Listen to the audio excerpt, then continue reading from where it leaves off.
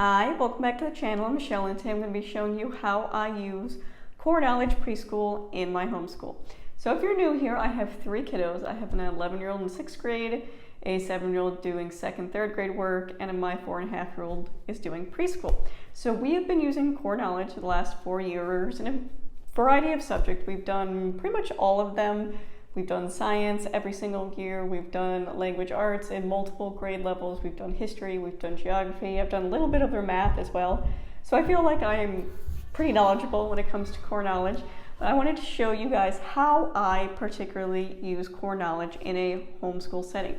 So if you're unaware, core knowledge is completely free online. You can also purchase homeschool sets as well if that's the route you want to go. I will link down their store and their website, all that information. I've done it all. I have bought physical copies in the past. I've printed everything in the past. I'm at the point now where I just use a lot of the things electronically and only select a few things to print. Because again, I've done this for multiple years. I've kind of worked my way into finding what works best for my family. So like I said, my 4.5-year-old son is doing preschool. We started this past summer, and he's about to finish up the last unit, or I think he's got one more unit left in the Core Knowledge Preschool unit until we move into kindergarten. But my middle child, she also did Core Knowledge as well and is currently still doing Core Knowledge. So I'm going to walk you through on my computer and show you how to download it, how I use it, how I format it to fit in a homeschool setting, and just the basics of how to use it. Because I know it can be overwhelming, especially with all the downloads. The teacher guides are super long, but I'm going to show you how those things can actually be really beneficial. So I'm going to turn you around, take it to my computer, and show you how I use this. This is the Core Knowledge website, and you can see here, Language Arts Preschool. It's going to give you a brief overview, teacher guide, activity pages that go along with the teacher guide, flip book. These are things that are going to go along with your stories, your listening and learning. One nice thing about Core Knowledge is the listening and learning strands, the stories, they're all included in there. So you don't have to go look for separate things. There are extensions, books that they give you options for, but a lot of the things are already within the curriculum itself, which is really nice. Cards, these are things you can print or use digitally. These are, activities you can do along, and I'll show you how you incorporate those as well. So to download it, so for preschool, there is I don't believe you can purchase any of the curriculum. I think starting in kindergarten is when you can buy homeschool sets or readers or anything like that. But for preschool, I think it's just downloadable at this point. So you go to download curriculum. To make it easy, language arts, grade, preschool is going to be all the way down here. And you can choose English or Spanish. So these are the different domains, all about me, and see the domains kind of like unit studies. Families, communities, animals, plants, habitats, classic tales, important people in history. Now you could pick and choose what things you wanted to use, what units you wanted to, and I've done that in the past with science. I've been able to incorporate human body science units all the way from kindergarten up to 5th grade.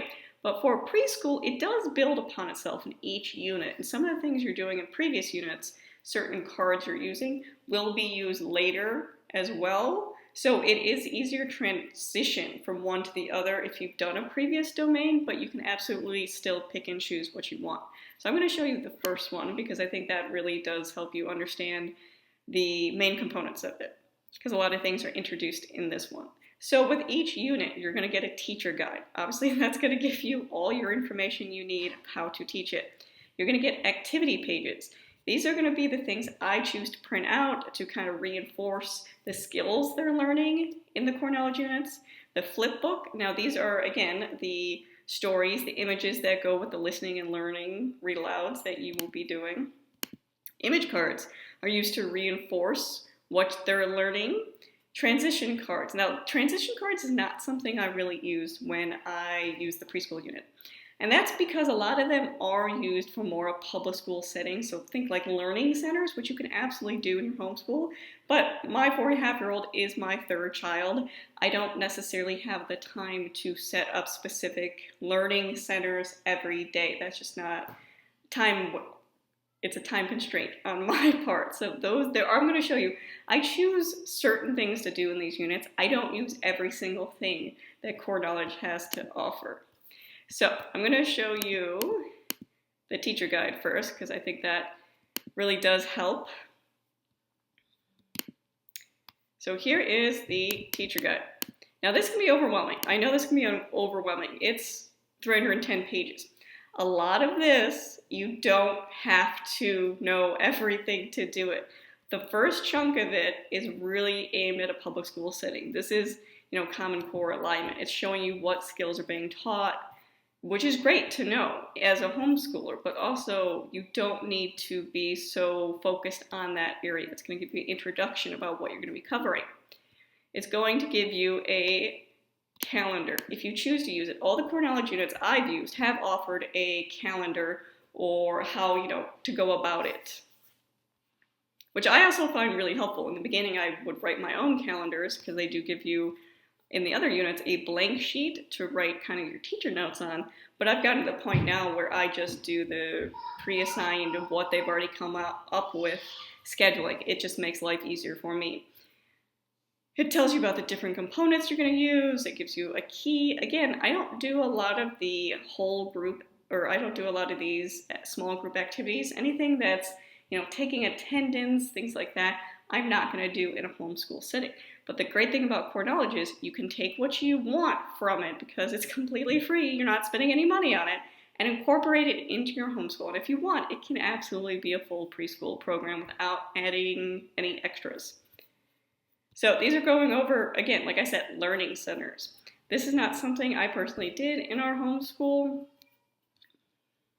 Transition cards, it's telling you what each of these components are and why you use them. Again, not doing classroom routines. It's talking about the importance of nursery rhymes, rhyming with small kids is important with learning phonics.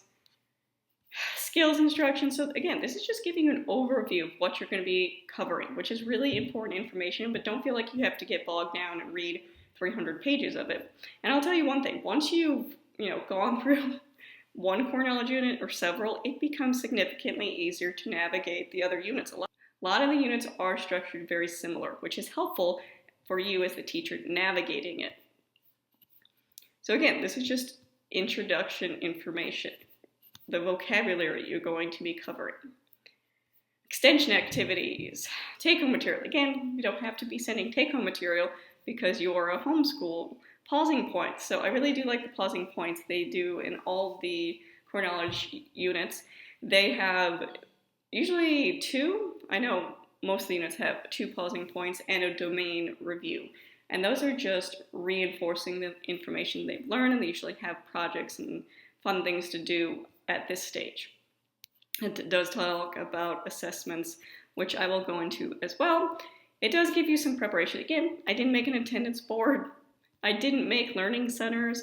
I did print the name cards. That's one of the options you can do. And I did put a picture of my son because obviously he's the only one in preschool. But beginning name practice, transition time when they would do attendance, I would just have him do his name tracing.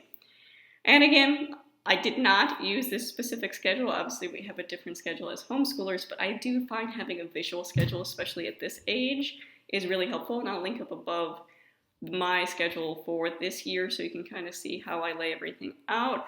Materials, it's nice to have on hand, but I guarantee you have the majority of things in your house already, especially if you have more than one child. So don't feel like you have to have every single thing on this. It's not necessary.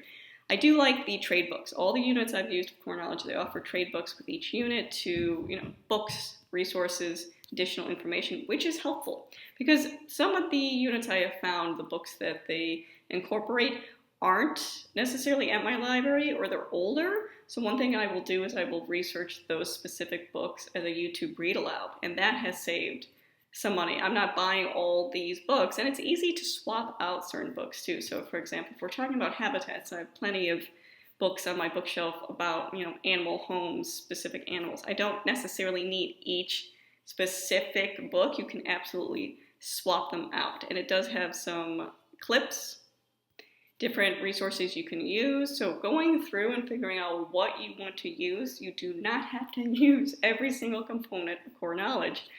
Choose what you want.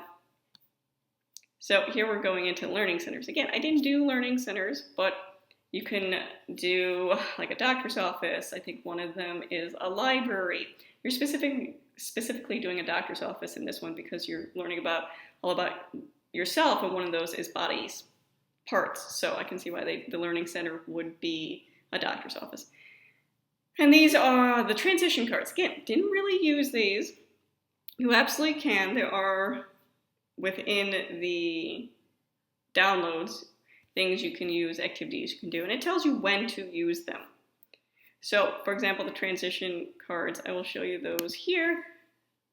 That is just something I downloaded as well. So you can see these are the learning center.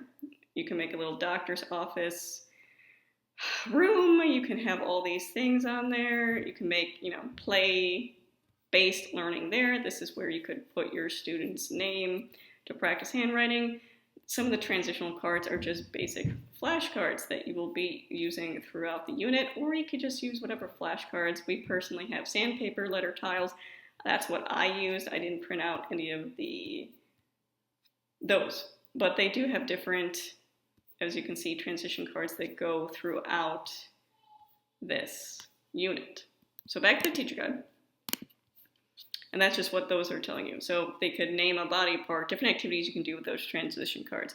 What does it do? Make a riddle with a body part. So I'm thinking of a body part that is on my face and helps me see, and they have to guess it. And then again, you can do that with 5 senses as well. It's just giving you a basic overview of how the transition cards work. Same with capital letters, I just talked about that. So finally, we are here, page 43, day 1. It's going to give you your objectives, what you're learning, skills, all that vocabulary. So again, you're going to get an overview of your day, or however you choose to break it up. We would usually do days as they have it written. So this would be our day 1. Again, routines. My kids have a pretty set routine, a schedule, a calendar, all that. So I don't feel the need to incorporate that section in there. Again, we don't need a good listening poster because there's 3 of us. So attendance, again, I would just have my son write his name during this time.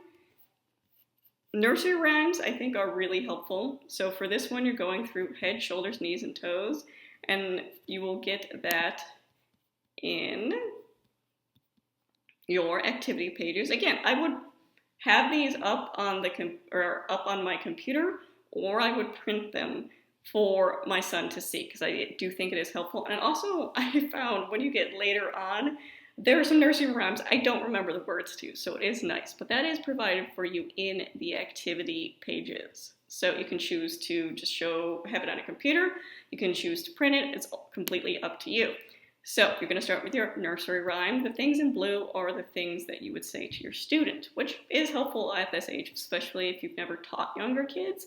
It's a nice script, but feel free to make it your own. So warm-ups. Again, I do like this kind of movement of the body. So, for example, the warm-up here was kind of making like a drum circle or a beat circle using your body. So my son actually really liked that. Again, we didn't do the good listener part because there's one child doing preschool. It wasn't really necessary. Mystery sound box. These are kind of like our openings or icebreakers to get the kids ready. My son really liked the mystery sound box, where you just put some items in there, you jingle them around, and they have to guess what the item is. Again, moving your body, little poem to go with it, stretching, counting to 5, easel painting. These are all options. You don't have to do 5 different openings with one child. That's not necessary. I can understand filling a preschool day why you would need more fillers. Homeschool day, you don't need to do all 5. Feel free to if you want to. We did not always do all the openers. So again, your name, we got into names in here. And then we are finally getting into the flip book. So you can see here, it shows you what you need, and that's one of the downloads. This is the flip book. So you can see this says 1.1. I like that the picture is also the same in the teacher guide. So here's your picture. So as you're reading in your teacher guide, this is what you read.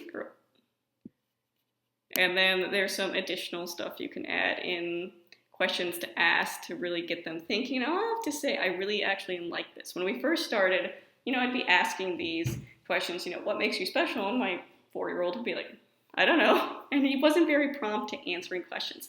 Now that we are in the 5th unit, he answers these questions really well and can follow along, and it's really helping with the reinforcement of his learning. And like I've said in previous videos, that core knowledge does a really good job incorporating things like, they're not labeled this way, but narration, dictation, the idea that the child is forming their own thoughts. That is definitely scaffolding in these core knowledge units. But you can see, as the book goes on, so do your pictures. So normally I will have the flip book downloaded on my kids' Amazon tablet. And they will just flip the books on there. You could absolutely print them, but I feel like that would be a lot of ink in the end. And the units aren't super long, so I don't think it's necessary for you to print them. We would just use it as is on the tablet. So you can see, it's all scripted there for you to do. And it doesn't take long. It might seem like a lot of pages, but a few minutes for each page is all you really need. So it does go pretty quickly. I will link up a day in the life if you want to see kind of how we incorporate this with my 4-year-old. So you get through your entire book, and you'll see it ends at 1-14. Day 2, well, we won't have a day 2. Day 4 is the next time we're gonna pick up this flip book. So you can see it ends there. And then the big idea. So you're talking about the things that they just learned, that reinforcement, getting them to answer some questions, to really see what they understood and to further explain things that they didn't. So the activity for this day would be tracing the body and labeling. And that's something that's used within other days as well. So the classic, you get a big sheet of paper, trace their body, and they'll be learning about different body parts as they go through. And again, it gives you complete instructions for that here, and then you're on to day 2. So you can see that was a full day's worth. It might seem like a lot, but once you get a couple activities, you read the flip book, it goes pretty quickly. So day 2 is laid out very similar. You can see, you get this overview. Again, attendance center, if that's something you choose to do. You go over your rhyme again, and then you teach them hand movements for this as well, body movements to go with it. The warm-ups, again, you can choose to do one of these, you can do none of them, all of them. Learning to rhyme, warm-up songs. Again, making a placement, not necessarily something you need in homeschooling. And then you go straight into reviewing some of the things you talked about the previous day, which I think is really helpful at this age. 1, kids at this age love repetition. 2, their brains love it. It's really easy for them to learn when something is again and again and again. So you go over, what you covered in the last one. Ask some questions. They're not the same questions you're asking from the previous day. It's kind of diving deeper. You could, of course, label more on that body picture. That's a whole day right there. Day 3, very similarly laid out. Here's your whole schedule for that day. You could, again, not talking about attendance, we're not doing cubbies, anything like that. You go over your nursery rhyme. You could choose which warm-ups you want to do.